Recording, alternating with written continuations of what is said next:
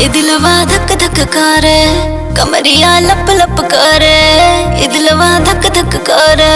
हुक्का पी के धुआं छोड़ा दारू बारू एडवांस, चांस देलू नहीं बेबी कब करे के रोमांस। बाटे पैसा की पावर 24 आवर, बोले लो नशे के मूड में।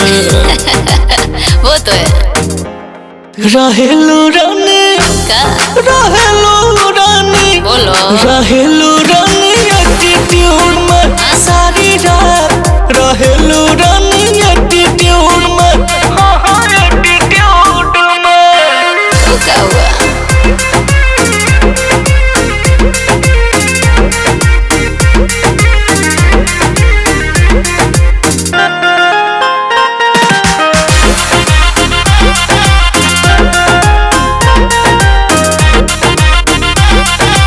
रील बनावे लो जानम, दिल जगावे लो जानम, सपना में आके हरदम मुश्किल बढ़ावे लो जानम।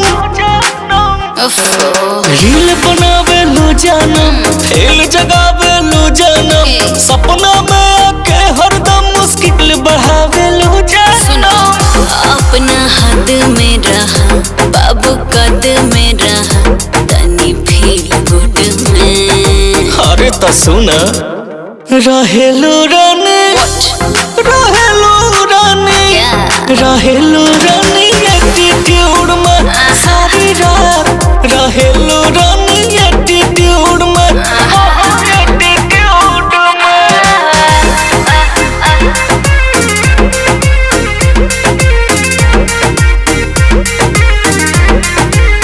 What to say?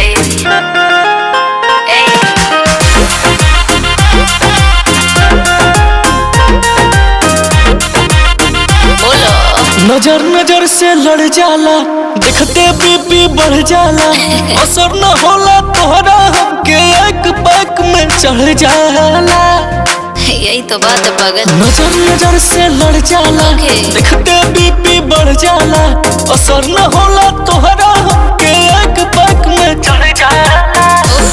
घुमावा जानी भेजा, काहे फाटेला करे जा तोहर चार बूंद में।